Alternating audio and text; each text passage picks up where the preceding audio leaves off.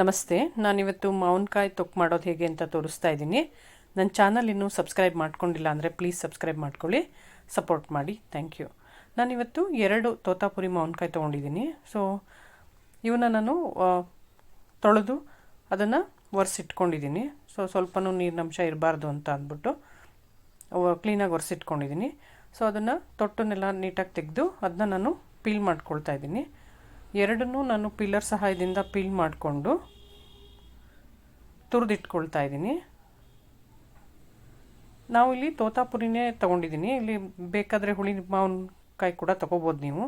ನಾನಿಲ್ಲಿ ತೋತಾಪುರಿ ಮಾವಿನಕಾಯಿದು ಸ್ವಲ್ಪ ಸ್ವೀಟು ಅಂಶ ಜಾಸ್ತಿ ಇರುತ್ತೆ ಮತ್ತು ಅದರದ್ದು ಅರೋಮಾ ಚೆನ್ನಾಗಿರುತ್ತೆ ಅಂತ ಅಂದ್ಬಿಟ್ಟು ಅದನ್ನೇ ತೊಗೊಂಡಿದ್ದೀನಿ. ನಾನು ಎರಡನ್ನೂ ತುರಿದಾಗ ಇಷ್ಟು ತುರಿ ಸಿಕ್ಕಿದೆ. ಸೊ ನಾನೀಗ ಅದಕ್ಕೆ ನಾನು ಪುಡಿಗೆ ಮಾಡಿಟ್ಕೋಬೇಕಲ್ಲ. ಸೊ ಅದಕ್ಕೊಂದು ಪ್ಯಾನ್ ಇಟ್ಕೊಂಡು ಅದಕ್ಕೆ ಏನು ಮಸಾಲ ಬೇಕೋ ಅದನ್ನ ರೋಸ್ಟ್ ಮಾಡ್ಕೊಳ್ತಾ ಇದ್ದೀನಿ.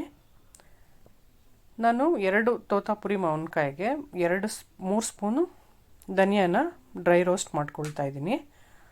ಸೊ ಇದು ಸ್ವಲ್ಪ ರೋಸ್ಟ್ ಆಗ್ತಿದ್ದಂಗೆ 1 ಸ್ಪೂನ್ ಜೀರಿಗೆ, 1 ಸ್ಪೂನ್ ಸಾಸಿವೆನ ಹಾಕಿ ಅದನ್ನ ರೋಸ್ಟ್ ಮಾಡ್ಕೊಳ್ತಾ ಇದ್ದೀನಿ. ಸೊ ಇದಾದಮೇಲೆ ನಾವು ಅದನ್ನೊಂದು ಪ್ಲೇಟಿಗೆ ತೆಗೆದಿಟ್ಕೊಂಡು ಅದೇ ಪ್ಯಾನ್ಗೆ ನಾವು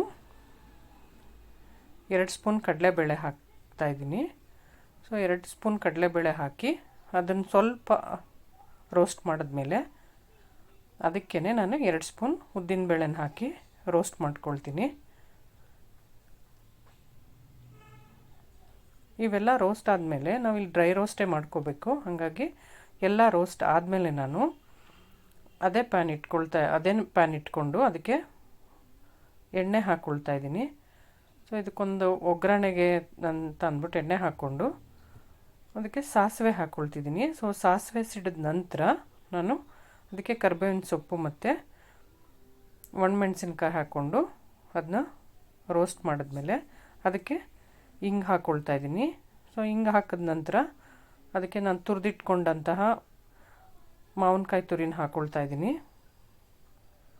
ಸೊ ಈ ಮಾವಿನಕಾಯಿ ತುರಿ ಹಾಕಿದ್ಮೇಲೆ ನೀವು ಅದರದ್ದು ನೀರಿನ ಅಂಶ ಇರುತ್ತಲ್ಲ, ಮಾವಿನಕಾಯಿ ರಸದ್ದು, ಅದು ಎಲ್ಲ ಹೋಗೋ ತನಕ ನಾವು ಚೆನ್ನಾಗಿ ಕೆದಕಬೇಕು. ಅದಕ್ಕೆ ನಾನು ಸ್ವಲ್ಪ ಉಪ್ಪು ಹಾಕ್ಕೊಳ್ತಾ ಇದ್ದೀನಿ. ಸೊ ಉಪ್ಪು ಹಾಕಿ ಅದನ್ನ ಚೆನ್ನಾಗಿ ಮಿಕ್ಸ್ ಮಾಡಿ ನಂತರ ಅದಕ್ಕೆ ಒಂದು ಅರ್ಧ ಸ್ಪೂನ್ ಅರಿಶಿನದ ಪುಡಿ ಮತ್ತು 2 ಸ್ಪೂನ್ ಅಚ್ಚಕಾರದ ಪುಡಿ ಹಾಕ್ಕೊಳ್ತಾ ಇದ್ದೀನಿ. ನೀವು ಖಾರನ ನಿಮ್ಮ ಟೇಸ್ಟಿಗೆ ತಕ್ಕನಂಗೆ ಹಾಕ್ಕೊಳ್ಳಿ. ನಾನು ಮನೇಲೇ ಮಾಡಿರೋದು ಅಚ್ಚಕಾರದ ಪುಡಿ. ಸೊ ಹಾಗಾಗಿ ನಾನು 2 ಸ್ಪೂನು ಹಾಕ್ಕೊಂಡಿದ್ದೀನಿ. ಸೊ ಅದಾದಮೇಲೆ ನಾವು ಆ ಪೌಡರ್ ಕೂಡ ಹಾಕ್ಕೊಳ್ತಾ ಇದ್ದೀನಿ. ಹುರಿದಿಟ್ಕೊಂಡು ಪೌಡರ್ ಮಾಡ್ಕೊಂಡಿದ್ವಲ್ಲ ಅದನ್ನು. ಸೊ ಅದು ಸ್ವಲ್ಪ ಎಣ್ಣೆ ಬೇಕಾಗುತ್ತೆ. ಸೊ ಅದಕ್ಕೋಸ್ಕರ ನಾನಿಲ್ಲಿ ಎಣ್ಣೆ ಕೂಡ ಹಾಕ್ಕೊಂಡು ಅದನ್ನ ಚೆನ್ನಾಗಿ ಮಿಕ್ಸ್ ಮಾಡ್ಕೊಳ್ತಾ ಇದ್ದೀನಿ. ಅದಾದಮೇಲೆ ನಾನು ಚೆನ್ನಾಗಿ ಆಗಿದೆ ಮತ್ತು ಎಣ್ಣೆ ಸಾಕಾಗ್ತಿಲ್ಲ ಅಂತ ಅಂದ್ಬಿಟ್ಟು ನಾನು ನೋಡಿಕೊಂಡು ಪುನಃ ಎಣ್ಣೆನ ಆ್ಯಡ್ ಮಾಡ್ತಾಯಿದ್ದೀನಿ ಇದಕ್ಕೆ. ಸೊ ಎಣ್ಣೆ ಹಾಕ್ಕೊಂಡು ಪುನಃ ಚೆನ್ನಾಗಿ ಅದನ್ನು ಕೆದಕಿ ಅದಕ್ಕೆ ಪುನಃ ಉಪ್ಪು ಮತ್ತು ಬೆಲ್ಲ ಹಾಕ್ಕೋಬೇಕು. ಸೊ 1 ಸ್ಪೂನ್ ಉಪ್ಪು ಹಾಕ್ಕೊಂಡಿದ್ದೀನಿ, 2 ಸ್ಪೂನ್ ಬೆಲ್ಲ ಹಾಕ್ಕೊಂಡಿದ್ದೀನಿ, ಮತ್ತೊಂದು ಸ್ಪೂನ್ ಬೆಲ್ಲ ಹಾಕ್ಕೊಂಡು ಅದು ಬೆಲ್ಲ ಎಲ್ಲ ಅದಕ್ಕೆ ಹಿಡಿಬೇಕು ಚೆನ್ನಾಗಿ. ಸೊ ಹಾಗಾಗಿ ನಾನಿಲ್ಲಿ ಪುನಃ ಅದನ್ನು ಚೆನ್ನಾಗಿ ಕೆದಕ್ತಾ ಇದ್ದೀನಿ. ಮತ್ತು ಪುನಃ ಒಂದು ಸ್ವಲ್ಪ ಹಿಂಗೆ ಹಾಕ್ಕೊಳ್ತಿದ್ದೀನಿ. ಸೊ ಇದು ನಾವು ಟೇಸ್ಟ್ ಮಾಡಿಕೊಂಡು ಅದಕ್ಕೆ ಉಪ್ಪು ಮತ್ತು ಬೆಲ್ಲ ಹಾಕ್ಕೋಬೇಕು. ಇಲ್ಲಿ 3 ಸ್ಪೂನ್ ಬೆಲ್ಲ ಆದರೆ ಸಾಕಾಗುತ್ತೆ. ಸೊ ಉಪ್ಪು ಸ್ವಲ್ಪ ಜಾಸ್ತಿ ಇದ್ರೂ ಆಗುತ್ತೆ, ಯಾಕಂದರೆ ನಾವು ಜಾಸ್ತಿ ದಿನ ಸ್ಟೋರ್ ಮಾಡ್ತೀವಿ. ಮತ್ತು ಕಲಿಸ್ದಾಗ್ಲೂ ನಾವು ಉಪ್ಪು ಹಾಕ್ಕೊಳ್ಳೋದ್ರಿಂದ ಇದು ಸ್ವಲ್ಪ ಜಾಸ್ತಿ ಇದ್ರೂ ಆಗುತ್ತೆ ಇದು. ಸೊ ಉಪ್ಪು ಮತ್ತು ಬೆಲ್ಲನ ಹಾಕ್ಕೊಂಡ್ಮೇಲೆ ನಾವು 2 ರಿಂದ 3 ತಿಂಗಳು ಇದನ್ನು ಸ್ಟೋರ್ ಮಾಡೋದ್ರಿಂದ ಅದು ಚೆನ್ನಾಗಿ ನಾವು ಕೆದಕಬೇಕು. ಸೊ ಇದು ರೆಡಿಯಾಗಿದೆ. ನಾನಿಲ್ಲಿ ಚಪಾತಿ ಮತ್ತು ಅನ್ನದ ಜೊತೆ ಇದನ್ನು ಟೇಸ್ಟ್ ಮಾಡ್ತಿದ್ದೀನಿ. ತುಂಬ ಚೆನ್ನಾಗಿ ಬಂದಿದೆ. ಸೊ ನೋಡ್ತಾ ಇದ್ದೀರಾ, ಸೊ ಎಷ್ಟು ಕಲರ್ಫುಲ್ಲಾಗಿ ಕಾಣಿಸ್ತಾ ಇದೆ ಅಂತ ಅಂದ್ಬಿಟ್ಟು. ಸೊ ಚಪಾತಿ ಜೊತೆ ತುಂಬ ಚೆನ್ನಾಗಿ ಬಂದಿದೆ. ಸೊ ನಾನಿಲ್ಲಿ ಅನ್ನದ ಜೊತೆನೂ ಟೇಸ್ಟ್ ಮಾಡ್ತಿದ್ದೀನಿ. ಅನ್ನಕ್ಕೆ ಕೂಡ ನಾವಿಲ್ಲಿ ಕಡಲೆ ಬೀಜದ ಒಗ್ಗರಣೆ ಹಾಕ್ಕೋಬೋದು.